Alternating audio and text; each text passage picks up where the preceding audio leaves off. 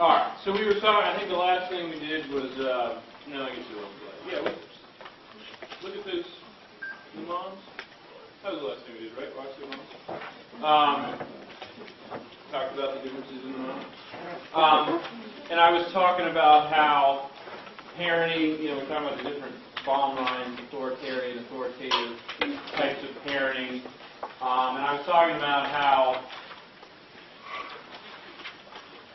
making the point that it used to be more common to simply do parent training, if there was a kid with behavior problems back in the 70s or 60s, to do straight-up behavioral training of parents, like crazy kids, disciplining kids, and then the whole family systems approach came.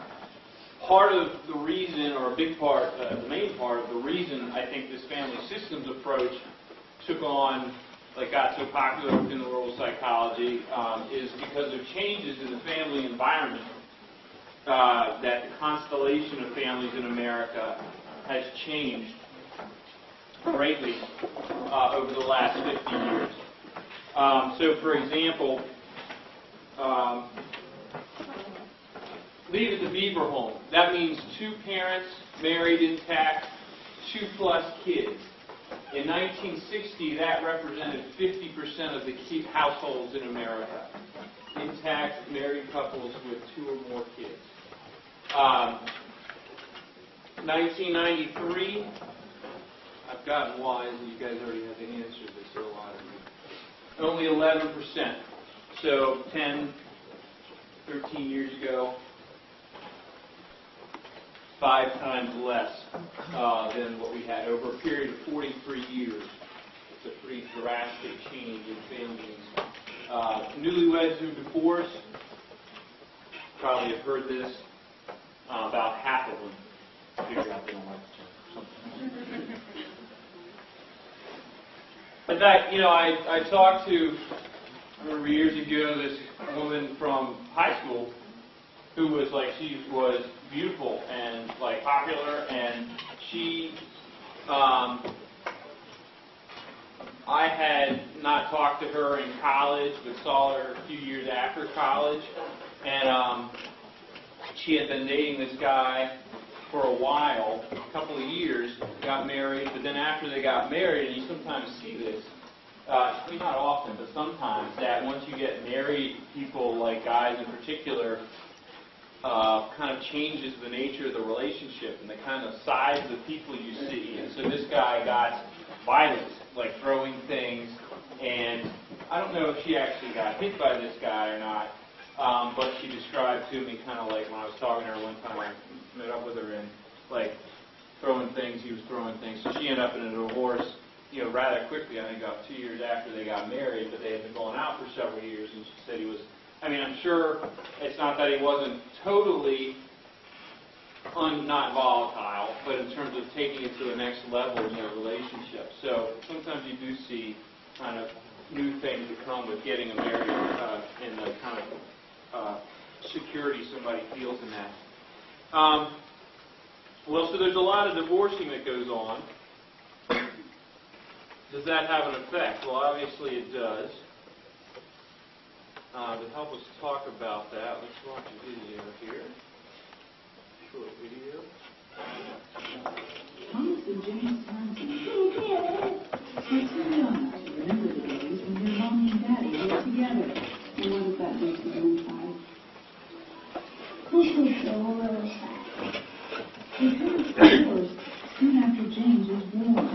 I know it's crazy sometimes, even if they don't talk about it. So I guess I'm bracing for the time when they do open up and spill it out. And that's what I'm hoping to be there for. Mary and Tommy share custody of their 2 boys. And like thousands of other couples, slowly they are learning what it means to co-parent.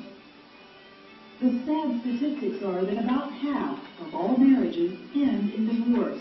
When there are children involved, the fallout can be devastating, unless parents put aside their own differences and see to it that the kids' needs come first. That's one thing that we can see eye to eye on because we both love them so much. I'm not going to say it's an easy thing to do. Both of us are trying to rebuild our own separate lives, away from what we had, but at the same time, we're forced back together on a daily basis with Thomas and James. And it's difficult, but it's worth it. So, though they live apart, they are working together to help their boys hold on to a sense of family. I want to make us truly thankful for these and all the many blessings we ask in Jesus' name. Amen. Thomas also found comfort in a support group called Rainbows, So with every ending, there's a beginning. It's the end. which encourages children to express their feelings about divorce. Their simple statements are lessons to every parent. Hardest thing was my dad left. I felt like I did something wrong. I don't like it how when I just come back to my dad's house and I say I've had a really good time, I don't like it how my mom goes, well, why don't you just go live with him? You love him more than you love me. I've been through this and I know what it feels like, and it doesn't feel good. But what are the lasting effects? Experts disagree. Family therapist and radio talk show host Laura Schlesinger says many parents don't think hard enough about the consequences. There's been enough research which indicates that there's a higher percentage of a lot of problems when there's a divorce for the children. Problems in school, problems in their health, problems in their psyche, problems when they grow up making commitments, greater chance that they'll be divorced, and so it goes. Sociologist Constance Ahrens is author of the book, The Good Divorce. She contends there are ways for children to heal and move on. What I mean by good divorce is a divorce that allows both parents to continue to parent the kids and to do so in a way that is not totally fraught with conflict with putting the kids in the middle. It's not that there's no conflict, it's just that the children aren't used as pawns. There is general agreement that divorcing parents need to be more educated about what their children may be going through. Several states now require seminars like this one in Maryland, in which adults listen to children of divorce who share personal and often painful stories. Here comes my dad. And screaming, yelling at my mom, and then throwing us out, and then he says, okay, those kids are coming with me. Like, okay, they're separating, they're turning their back on me to get them. And I pushed both of them away pretty much.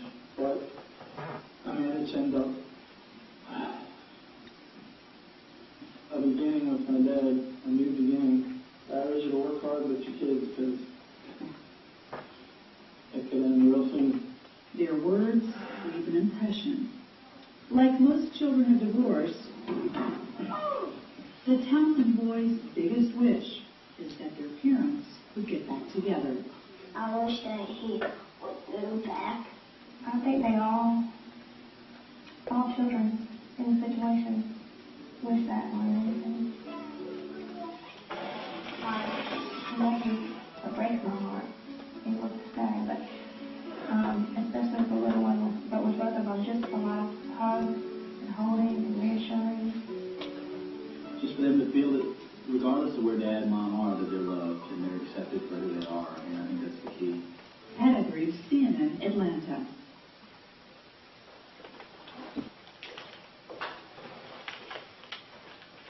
You guys know who Laura Schlesinger is? Do you know who she was? The one person they interviewed? You do? It's a radio show.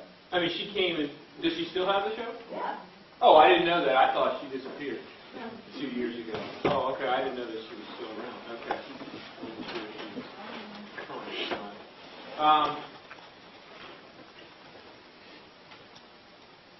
or not. In terms of divorce, people talk about the impacts it has on kids. We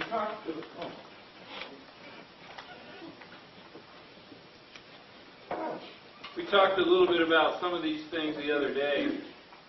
People talk about divorce having direct, psychologists that is, direct and indirect effects. Direct effects meaning kind of things that are apparent and immediately apparent about what's going on when the divorce occurs. So, for example, parents yelling, conflict over custody, and yelling because of that. Stress that's easily seen by the parent, in the parent by the children. The conflict between mom and dad, their modeling of kind of yelling at each other, if it's a yelling kind of conflicting situation. So there's things that kind of oftentimes kind of necessarily come with divorce that kids get exposure to that they otherwise wouldn't necessarily get exposure to, although as we'll talk about, a lot of those families are conflicted and yelling in the first place, so it's not that divorce caused that.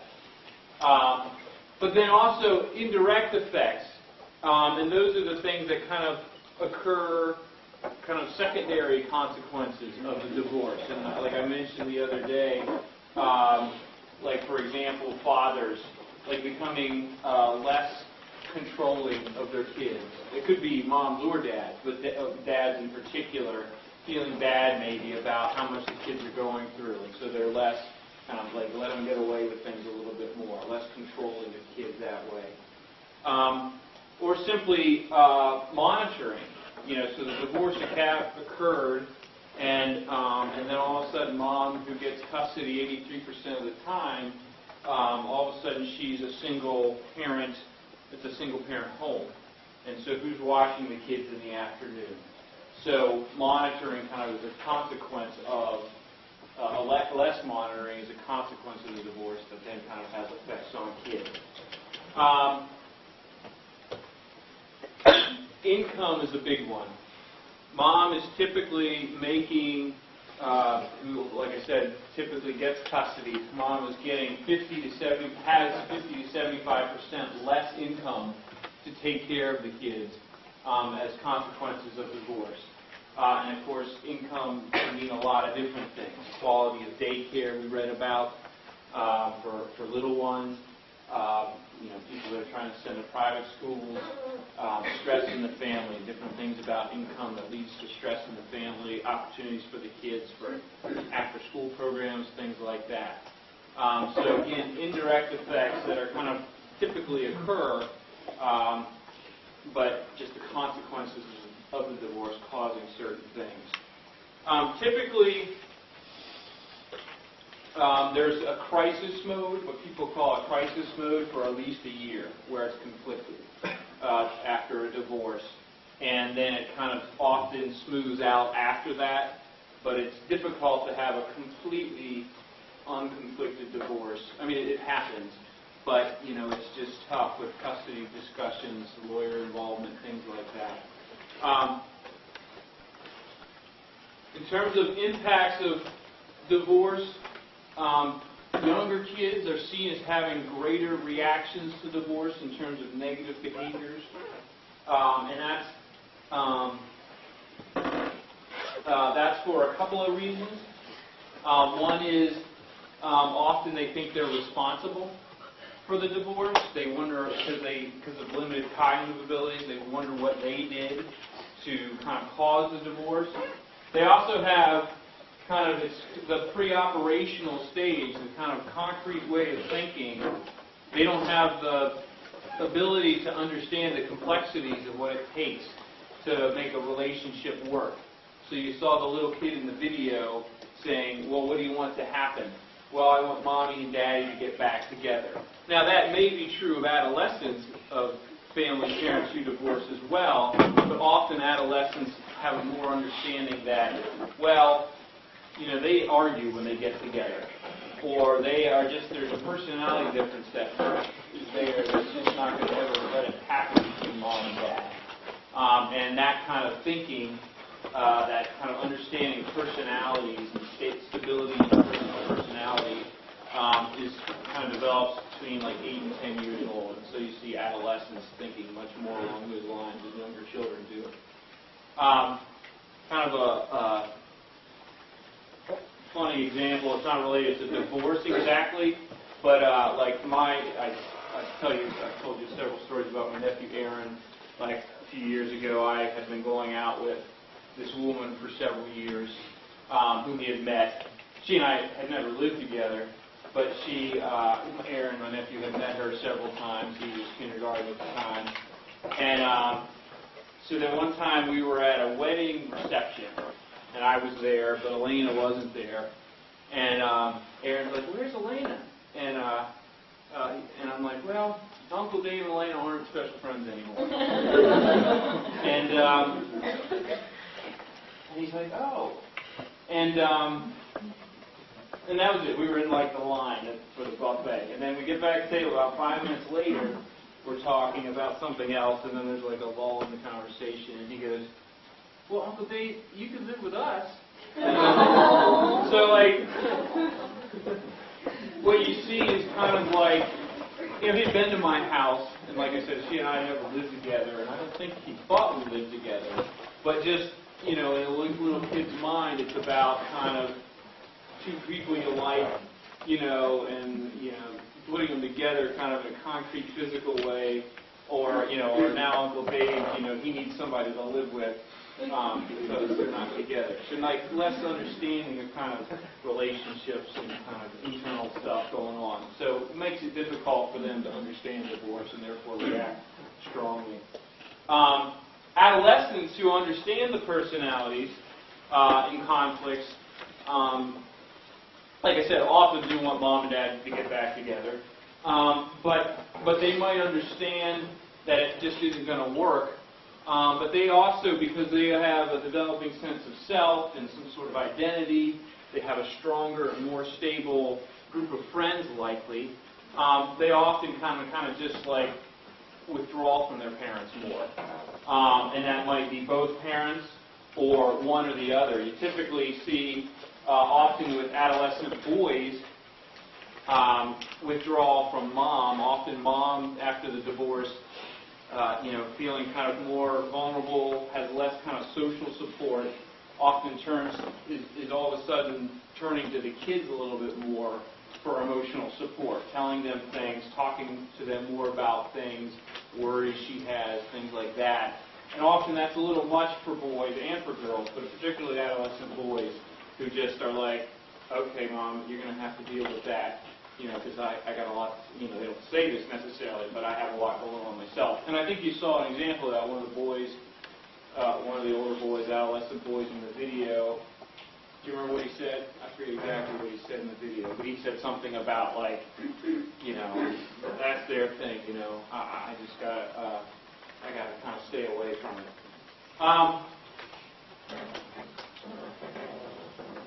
So,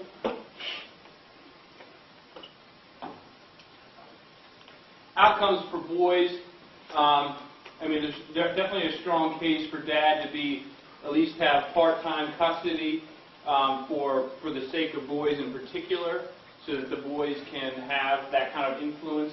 I think I mentioned this last time too, is that with mom being single mom, all of a sudden sometimes boys don't listen to the rules at home, which is another reason why they might end up getting into kind of more problematic behaviors. They're just not listening to mom, and that might be related to kind of other feelings the kid has about the situation. Girls show less kind of external, like I talked about before, externalizing, internalizing. Girls kind of show less external or overt kind of forms of distress, but you see it in more covert ways, kind of anxiety, possibly depression, maybe precocious sexual activity by girls after a divorce. You saw them, I forget her name, the sociologist had the book, The Good Divorce. You might have heard the phrase, divorce for the sake of the child. Is it good to divorce for the sake of the child? Well, that book, or I'm sure I haven't read that book, but I'm sure a large part of that book is based on work by a psychologist at Virginia called Mavis Hetherington, who did like a longitudinal study following families and before divorce and seeing kind of the kids' outcomes several years later in terms of whether families divorced or did not divorce. And let's look at what she found. So what we have here is that she picked a bunch of families and started and followed them, like I said, for several years. And then over the course of this time, families either did or did not divorce. And what you're seeing here, what these bars represent, boys with behavior problems. What that means is typically teacher-reported questionnaire on like having trouble in school, getting along with people, getting into fights, being disruptive in different ways, maybe stealing, taking things. And so that's a percentage of boys in these situations that are at what's called a clinically significant level of behavior problems. So these are pretty kind of severe, and that's usually around the 90 or 95th percentile of all kids, so that they're kind of in the top 5% of the most behavior problems. Well, what percentage of kids fall into these categories based on whether their parents stay married and divorce, but then critically conflict? What is the level of conflict? So what do you notice about these bars here? Somebody help me interpret the results. So this is within the first 2 years following the divorce for those who divorced. You know, some of them didn't divorce, but it's just kind of within the first 2 years after they said, okay, this is the time frame we're going to start looking to see if these families divorced or not, and how these kids are doing 2 years later. Well, I mean, I guess it depends on how you interpret that difference. Clearly, the parents that don't have conflict and stay together, you know, have the lowest percentage of kids in that group. Clearly, the parents who divorce and have high conflict, you see the worst outcomes for boys, percentage of boys having trouble. And then I would say, and the people who did the study suggested that there's really not, you know, any kind of difference that you can really, you know, trust between those two groups. However, if then you look more long term, now what do you see? Yeah. I see that being divorced doesn't make a difference as long as there's conflict in the house. Right. So now the point about divorce actually becomes more a point about conflict. And that what seems to matter long term for boys' behavior problems is whether conflict goes down a couple of years down the road, whether they're married or divorced.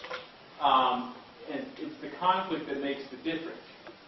And they found the same results with girls, kind of similar results, but slightly less. If you see on the left side, the percentages, the bars look like they're about the same height, but the percentages are actually going down a little bit. But a similar thing, where that longer term, it's conflict, not divorce itself, that's making a bigger difference for a percentage of kids at this clinically significant level of behavior problems.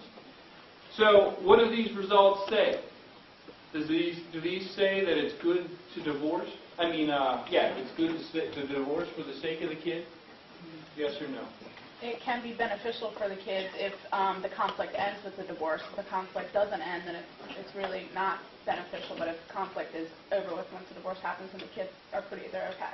Right. Good. And your name? Beth. Beth. Very right. Right on, Beth. Is that it might be good or might not be good. We don't know. It's what we don't know in this study, and what she didn't look at is, well, can we predict which families are going to go down in conflict 3, 4 years later, 5 years later? But it still remains the case that it might be good for the kids in terms of behavior problems if to get the divorce, if we think there's a reasonable chance that conflict is going to go away between the parents, that they're going to be able to figure out a way to co-parent, living apart, you know, maybe not in the first year, but a couple of years down the road, where they can kind of be parents and not have the fighting about that.